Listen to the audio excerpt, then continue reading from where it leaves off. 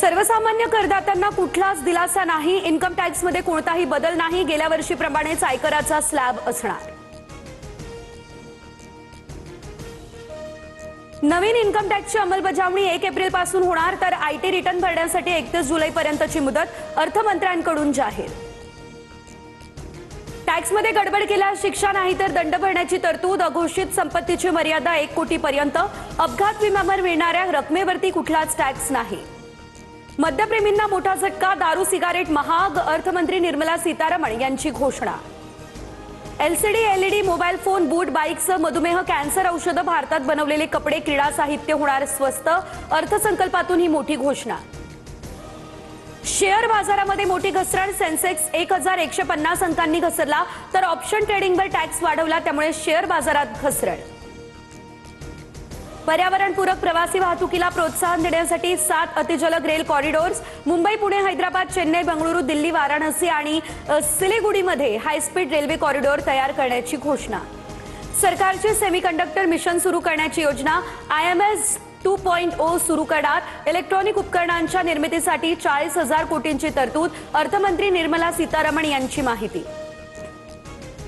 प्रत्येक जिल्ह्यात मुलींसाठी हॉस्टेल उभारणार। 15,000 शाळांमध्ये कंटेंट क्रिएटर लॅब बनवणार। अर्थमंत्री निर्मला सीतारमण यांची माहिती। अजित पवारांच्या विमान अपघाताच्या चौकशीला वेग। बारामतीमधील अपघातग्रस्त विमानाचे पार्ट्स मुंबईला आणणार। अपघातग्रस्त विमानाचे तुकडे कंटेनरमध्ये भरून मुंबईला आणणार। लाडकी बहीण योजनेच्या GR वरती अजित पवारांची सही। खासदार धैर्यशील मोहिते पाटील यांचे हे वक्तव्य। योजना भाजपच्या सरकारची, जयकुमार गोरे यांचा दावा। जिल्हा परिषदेचा प्रचार न करण्याचा मुख्यमंत्री फडणवीसांचा निर्णय, तर पवार यांच्या निधनामुळे फडणवीसांच्या नियोजित सर्व सभा रद्द। स्थानिक नेत्यांच्या खांद्यावर प्रचाराची धुरा। आमदार रोहित पवारांकडून पिंकी माळीच्या कुटुंबियांची सांत्वनपर भेट। पिंकी माळीच्या भावाला नोकरी देण्याची घेतली जबाबदारी। अजित पवारांसोबत क्रू मेंबर पिंकी माळीचाही विमान अपघातामध्ये मृत्यू झालाय। मुंबईमधील राष्ट्रवादी काँग्रेसच्या प्रदेश कार्यालयामध्ये अजित पवारांचे अस्थिकलश आणले। प्रदेशाध्यक्ष सुनील तटकरेंचं पार्थ पवारांच्या हस्ते अस्थिकलशाचं पूजन। रोहित शेट्टीच्या घरावर गोळीबार करणाऱ्या 4 आरोपींना पुण्यातून अटक। मुंबईमध्ये शेट्टी इमारतीबाहेर 4 राऊंड फायर केल्याची माहिती। फॉरेन्सिक टीमकडून आता तपासणी। गुन्हे शाखेने रोहित शेट्टीचा जबाब नोंदवला। मध्य रेल्वेच्या ठाणे कल्याण स्थानकादरम्यान जलद मार्गावरती आज मेगा ब्लॉक। सकाळी 10:40 पासून ते दुपारी 3:40 पर्यंत मेगा ब्लॉक असेल। CSMT येथून सुटणाऱ्या जलद लोकल धीरमा मार्गावरून वळवणार। बुलढाणा शहरात भटक्या कुत्र्यांचा 6 लहान मुलांना चावा। पालिकेच्या ढसाळ कारभारावरती संताप व्यक्त। जखमी मुलांवर जिल्हा सामान्य रुग्णालयामध्ये उपचार सुरू।